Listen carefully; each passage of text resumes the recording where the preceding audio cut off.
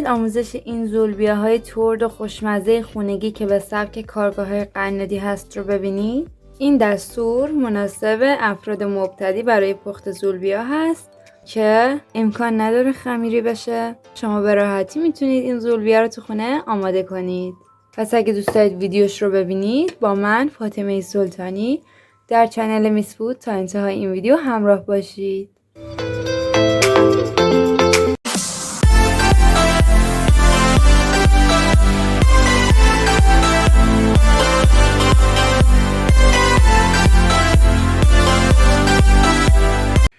سلام دوستان و همراهان همیشگی به میس فود، خیلی خوش اومدین. امروز اومدم تا آموزش بدم چطور این زولبیای خوشمزه و ترد خونگی آماده میشه.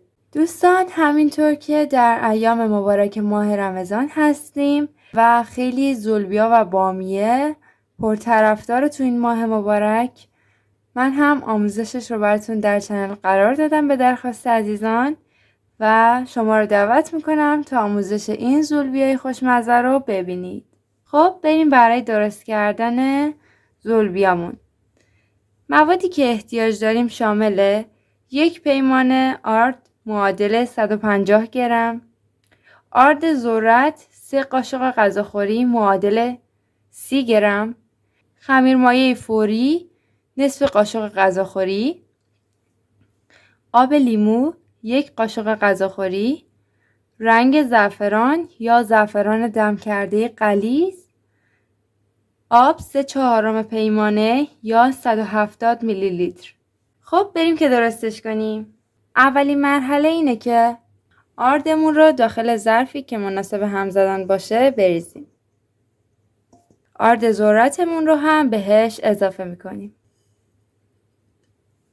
خمیرمایه فوری، رنگ زعفران یا زعفران دم کرده غلیظ که دلخواه است، شما میتونید اصلا بهش نزنید. کمی با همزن دستی مخلوطش کنید. 1 قاشق غذاخوری آب لیموی تازه. آب رو در 3 مرحله بهش اضافه کنید.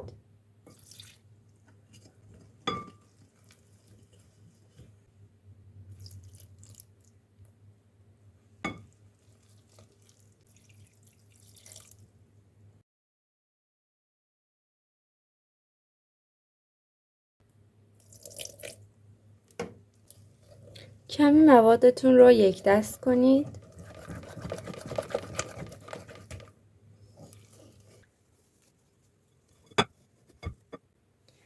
روش رو بپوشونید و 1 ساعت در دمای محیط بهش استراحت بدید. خب دوستان، در حالی که خمیر داره استراحت میکنه و آخره زمان استراحتش هست، روغن رو بذارید که داغ بشه.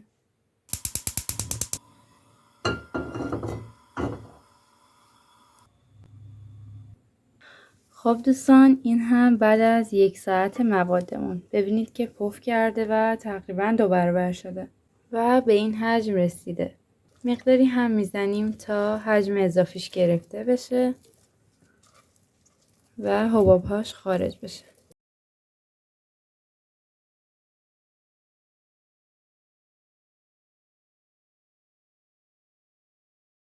بعد از اینکه به خوبی همش زدیم میذاریمش کنار. از یک قیف و یا یک بطری آب معدنی که سرش رو سوراخ کردیم و یا بطری خالی سس استفاده میکنیم برای تایپ کردن موادمون داخل روغن داغ.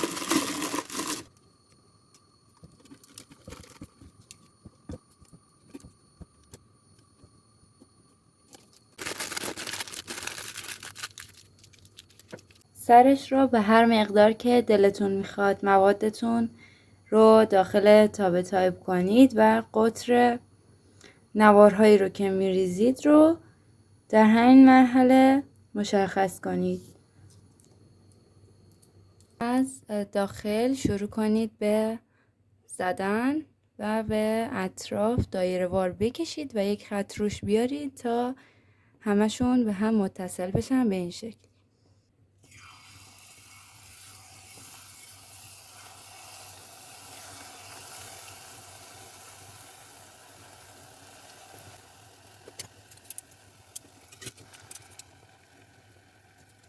و بعد از چند دقیقه که طلایی شد اون رو داخل شربتی که از قبل ولرمش کرده بودی، چون شربت بار باید برای زولبیا ولرم باشه، قرار بدید.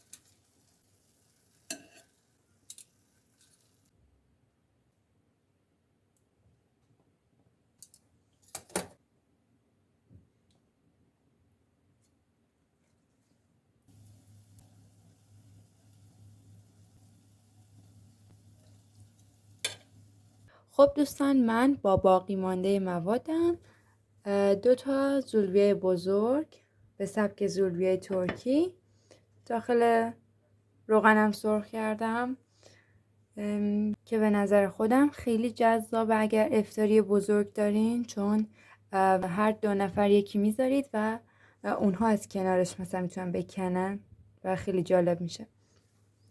و اینکه اینم از تردی زولبیا، ببینید چقدر شکننده است.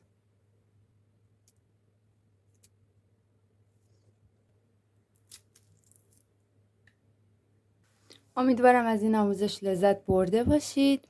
حمایتتون خیلی برام با ارزشه، پس لایک، کامنت، شیر یادتون نره. و اینکه دوستان سوالات و نظراتتون رو برام کامنت کنید، حتما زود جوابش رو میدم.